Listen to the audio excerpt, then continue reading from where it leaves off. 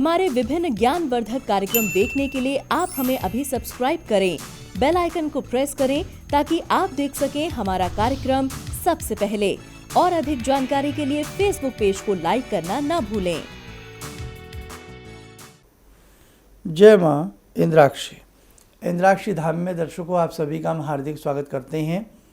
आज के दिन जिन जातकों का जन्म दिवस है, मैरिज एनिवर्सरी है, उन सभी को हमारी तरफ से बहुत बहुत शुभकामनाएं।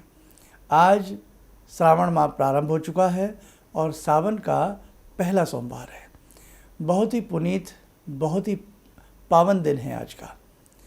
और आज जो लोग व्रत रखना चाहते हैं 16 सोमवार का या केवल सावन सोमवार का, तो आज से वो अपना व्रत प्रारंभ कर सकते हैं।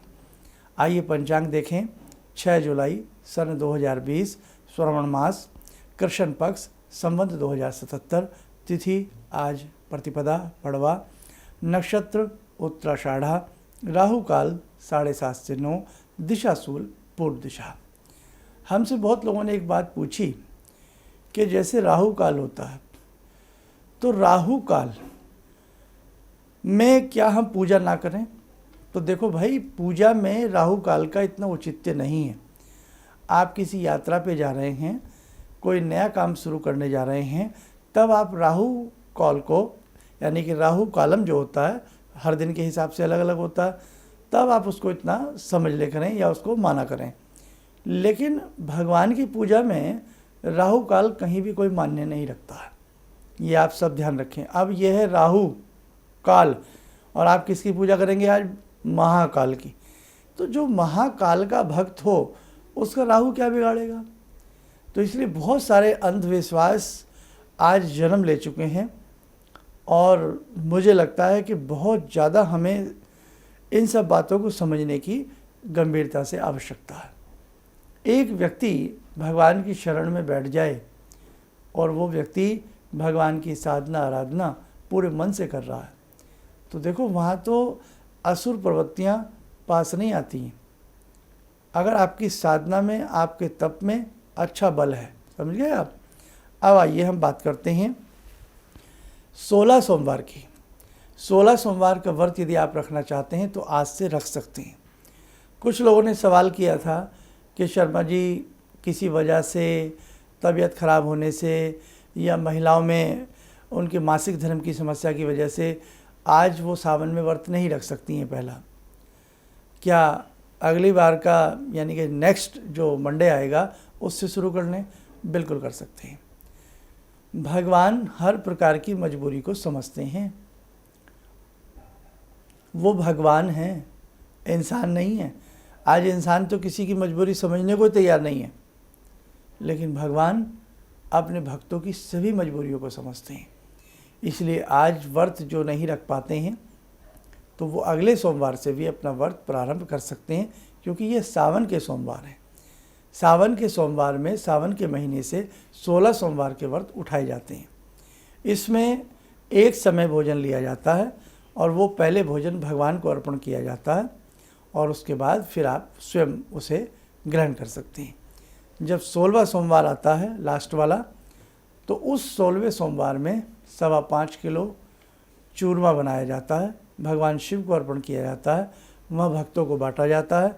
और इन बिटवीन पार्थिव शिवलिंग पूजन, शिव महिमा स्तोत्र, नाना भांति की चीज़ें हम करते रहें। अब देखो, एक इम्पोर्टेंट चीज़ और सुन लीजिए आप लोग, कि बहुत लोग हमसे पूछते हैं कि भगवान शिव पर हम कौन सा पुष्प चढ़ाएं।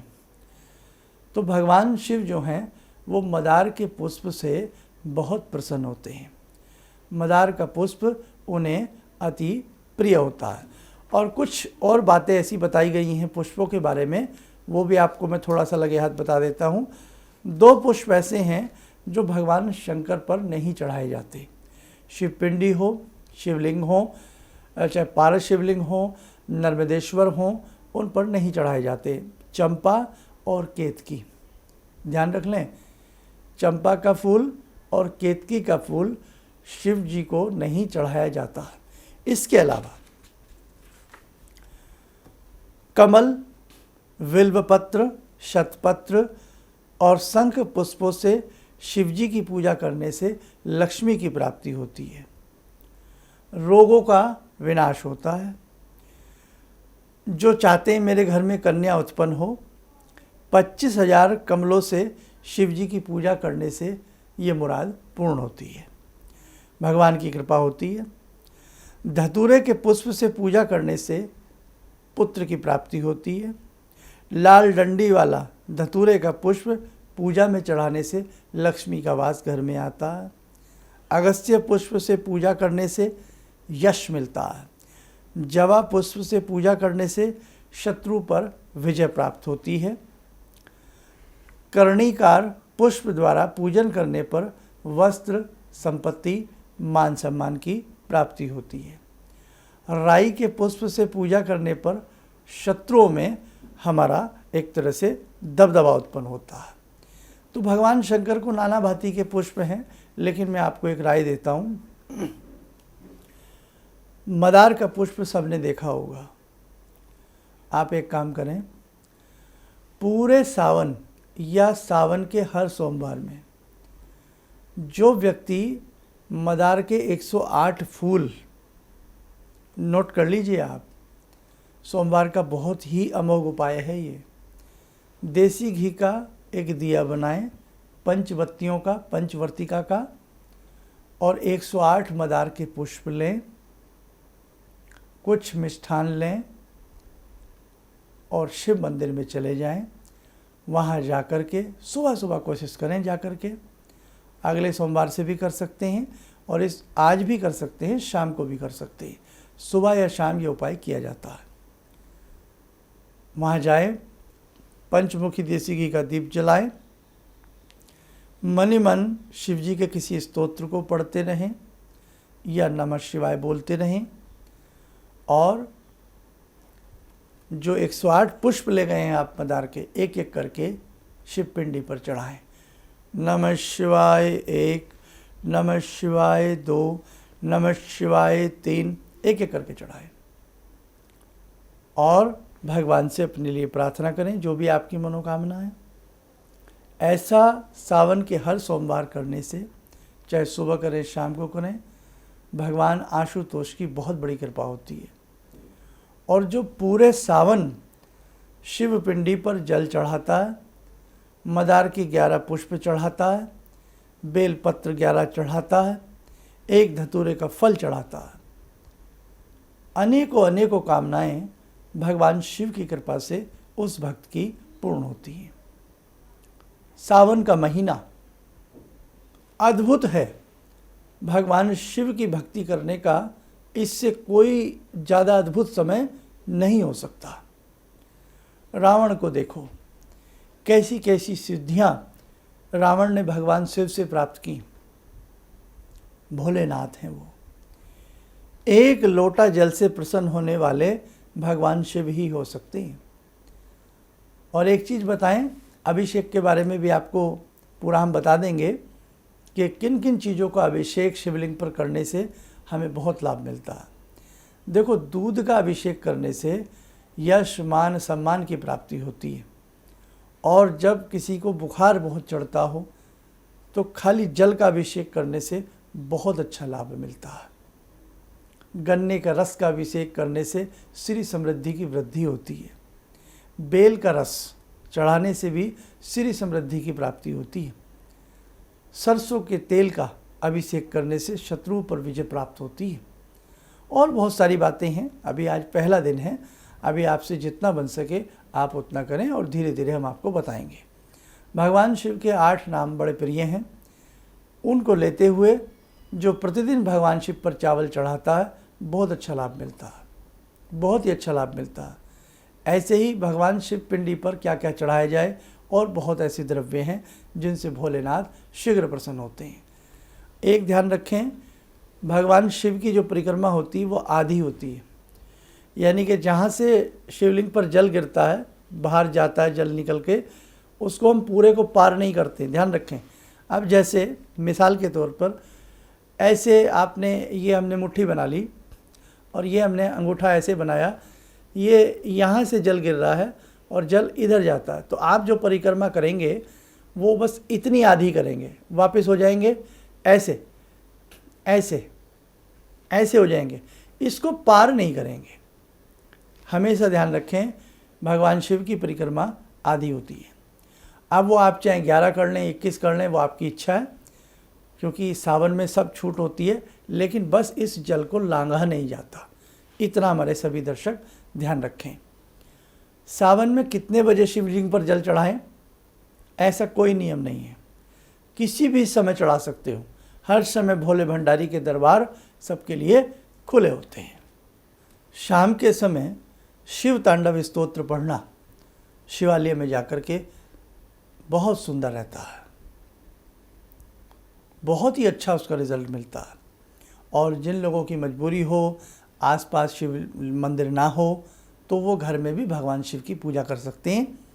घर में नर्मदेश्वर, पारस शिवलिंग, किसी भी तरह के घर में शिवलिंग स्थापित किए जा सकते हैं। किसी तरह का कोई वहम नहीं है, किसी तरह का कोई डर नहीं होता। समझ गए आप?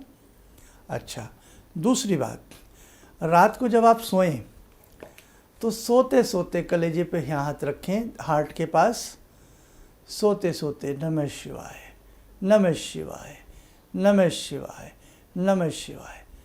बस जब नींद आने को हो तो हाथ हटा लें, क्योंकि हृदय पर हाथ रखकर सोने से कई बार अजीबोगरीब सपना आते हैं। बस हाथ हटा लें, फिर अपना नींद में मगन हो जाएं नमः शिवाय करते हुए। हृदय में पूरी रात भर शिव का नाम गूंजता रहेगा। और शास्त्र कहता है, यदि किसी मंत्र को जपते जपते आप सो जाएं और जब आँख खुले तो वही मंत्र फिर जपने लगें, तो ड्यूरेशन पूरी रात का माना जाता है। और भगवान तो न जाने कैसे कैसे प्रसन्न हो जाते हैं। आपने अनेकों ऐसे प्रसंग सुने होंगे कि एक कोई बहेलिया बेल के पत्र के ऊपर, वृक्ष के ऊपर बैठा हुआ था, पत्ते गिरते रहे पूरी रात, भगवान शिव प्रसन्न हो गए, बोले वर मांगो। तो भोलेनाथ का कुछ नहीं कह सकते हम कि वो कब खुश हो जाए, क्योंकि वो जरा जरा सी बातों से भी प्रसन्न हो जाते हैं। तो सावन का महीना मेरे दर्शकों साल में एक बार आता है, और शिव भक्ति करने का इससे सुंदर समय नहीं है। तो अपनी भक्ति को बढ़ाइए। और आदि गुरु हैं ये, अगर किसी ने कोई गुरु धारण न किए हों तो भगवान शिव को अपना गुरु मान करके अपनी भक्ति में 4 चांद लगाएं। और बहुत सारी चीज़ें हैं, समय समय पर मैं आपको 1-2 रोज़ में और बहुत सारी बातें बताता रहूँगा। लेकिन जो मैंने आपसे कहा कि पूरे सावन मदार का पुष्प चढ़ाना, चाहे ज़्यादा ना मिलें, 11 मिल जाएं, 11 ही बेलपत्र चढ़ाना, पंचमुखी देसी घी का दीप जलाना, कोई फल या मिष्ठान चढ़ाना और 1 लोटा जल चढ़ाना। पूरा सावन ये नियम निभा लो, बहुत अच्छे से लाभ मिलेगा। और एक मैंने त्रिपुंड कहा था, सुबह ही सुबह जो भगवान को त्रिपुंड काटता है, 3 बार काट दो वहीं पर उसी स्थान पर, और बोल दीजिए, हे त्रिपुरारी पूर्ण करो कामना हमारी। त्रिपुंड 3 बार काट दीजिए सुबह सुबह जा करके। सुबह मौका ना लगे तो शाम को कर दीजिए। और बस जो भी आपको फूल द्रव्य आदि चढ़ाने चढ़ाइए, भगवान आपकी मनोकामना पूर्ण ज़रूर करेंगे पूरे सावन। ये पूरे सावन का उपाय है। और एक उपाय और, नंदी होता है ना, नंदी, जहाँ नंदी बैठा होता है उसके सींग ऐसे आपने देखे होते हैं। नंदी के सींगों के पीछे से किसी किसी मंदिर में बड़े से नंदी होते हैं, बड़े हट्टे गट्टे से, बड़ा अच्छा लगता है देख करके। तो उन नंदी के पीछे चले जाए, और नंदी बिल्कुल शिवलिंग के सामने बैठे होते हैं, सबको मालूम है। सींगों के बीच में से शिवलिंग को निहारें और नमः शिवाय का जाप करें। उसके बीच में से शिवलिंग को देखें। क्यों? ऐसा क्यों? क्योंकि भगवान शिव जो हैं आरूढ़ रहते हैं, नंदी के ऊपर सवारी करते हैं। तो बस ये समझ लो कि नंदी के ऊपर भगवान शिव बैठे हुए हैं, और आप वहाँ से उनके शरीर को निहार रही हैं या निहार रहे हैं, और ओम नमः शिवाय का जाप चल रहा है। आपका कल्याण होगा ही होगा। ये भी पूरे सावन इस नियम को किसी भी समय मंदिर जाकर के किया जा सकता है। इसका भी बहुत अच्छा हमने देखा है, बहुत अच्छा इसका लाभ मिलता है। भगवान शिव के परिवार में है ना, वहीं सिंह है, वहीं बैल है, वहीं सर्प है, वहीं मूसक है, वहीं मयूर है, लेकिन किसी में कोई झगड़ा नहीं होता। आपको मालूम है ना, सांप चूहे को खा जाता है और सांप को मयूर उठा करके ले जाता है, और शेर अपना हमला करता है। लेकिन भगवान शिव के दरबार में सब मौन हो जाते हैं, वैर भाव मिट जाते हैं। तो शिव परिवार, इसलिए शिव परिवार से हमें शिक्षा लेनी चाहिए कि हम अपने परिवार में एकता के साथ रहें, सारे वैर भाव भूल जाएं, सारी कटुता भूल जाएं, सबके साथ प्रेम रखें, और जैसा शिव परिवार के अंदर अनेकता में एकता है, ऐसा भाव हम अपने में सजावें, तो समझो कि हम भोलेनाथ के भक्त हैं, हम शिव जी के भक्त हैं, तब समझो, है ना। आज तो छोटी छोटी बातों पर घर में किस प्रकार के तनाव हो जाते हैं, कैसे कैसे कटीले व्यंग्यात्मक शब्दों का प्रयोग होता, कैसी कैसी घर में बातों के रूप में मिसाइलें चलती हैं, और कितना हृदय, भाई मैं बहुत सवाल सुनता हूँ, बहुत लोगों की बातें मेरे से होती रहती हैं यदा कदा। तो इसलिए शिव की भक्ति अगर करें तो शिव में होकर के करें। बस आज के सोमवार के लिए इतना ही है, और फिर बाकी बातें अब रोज़ आपसे चलती रहेंगी। आइए दर्शकों, समय हो चला है आज की ध्यान माला में भगवान शिव से जुड़ने का। ॐ आत्मा त्वं गिरिजामति सहचरा प्राणा शरीरं गृहं पूजा ते विषयोपभोग रचना निद्रा समाधिस्थिते संचारपदयो प्रदक्षिण विधेः श्रोत्राणि सर्वागिरो यद्यात् कर्म करोमि तद्दखिलं शम्भोस्तवाराधनम्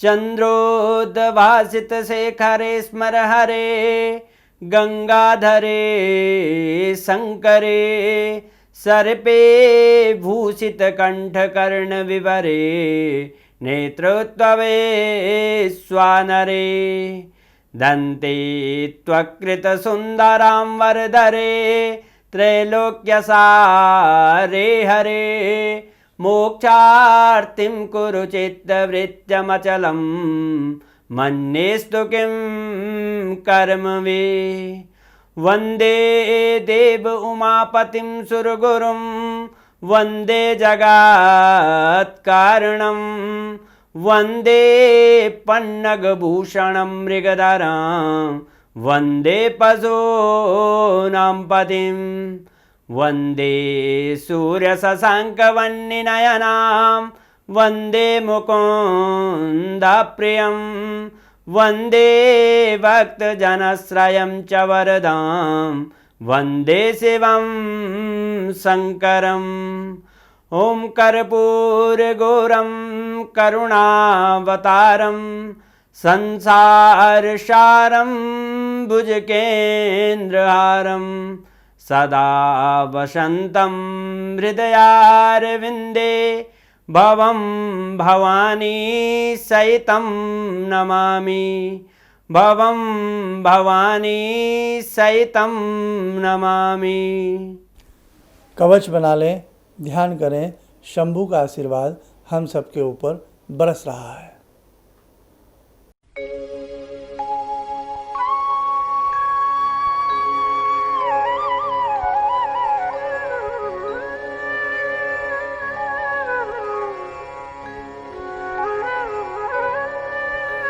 ओम बोलते हुए नेत्र खोलें, सामान्य हो जाए। दर्शकों, बहुत लोगों की इच्छा हमसे मिलने की हो रही है, बहुत लोग हमसे मिलना चाहते हैं। तो अभी थोड़ा सा सारा कार्यक्रम ऐसा ही चल रहा है, आपको मालूम ही है। अभी पूरी तरह से दिल्ली में बहुत केस इस प्रकार से जो भी है आप सबको मालूम है। तो अभी व्यक्तिगत रूप से मुलाकात हमारी होना संभव नहीं है, केवल टेलीफोनिक अपॉइंटमेंट की सुविधा आपके लिए है, और वो भी अभी जैसे जैसे आपको हमारे ऑफिस से बताया जाए उस हिसाब से आप थोड़ा ध्यान रखें। और सावन है, हाथ से न जाने दें। मैं कुछ न कुछ कीमती चीज़ें पूरे सावन आपको देता रहूँगा। इन्हीं शब्दों के साथ हम अपनी वाणी को विराम देते हैं। जय माँ, इंद्राक्षी। मेरी बहुत दिन से दिली इच्छा थी कि आप जैसे कोई मुझे धर्मात्मा पर महापुरुष मिलें और मैं वहाँ जाके जुड़ के और देश समाज से के लिए कुछ कर पाऊँ। कई चीज़ें हैं समाज में, समाज सेवा में भी मन में वो शांति नहीं मिली, जैसा आप समझ सकते हैं कि बहुत सारी गड़बड़ियाँ भी रहती हैं। आज का अनुभव यही है कि मुझे आस लगता है कहीं सही रास्ता मिल गया है, सही मंजिल मिल गई है। जो मैं करना चाहती थी शायद अब मैं कर पाऊँगी। किसी भी समस्या के समाधान के लिए मिले प्रसिद्ध हस्तरेखा एवं वास्तु विशेषज्ञ प्रोफेसर धर्मेंद्र शर्मा जी से। नोट: शिविर में भाग लेने हेतु एवं व्यक्तिगत रूप से मिलने के लिए कॉल करने का समय सुबह 10 बजे से शाम 6 बजे तक। हमारे विभिन्न ज्ञानवर्धक कार्यक्रम देखने के लिए आप हमें अभी सब्सक्राइब करें, बेल आइकन को प्रेस करें ताकि आप देख सकें हमारा कार्यक्रम सबसे पहले। और अधिक जानकारी के लिए फेसबुक पेज को लाइक करना ना भूलें।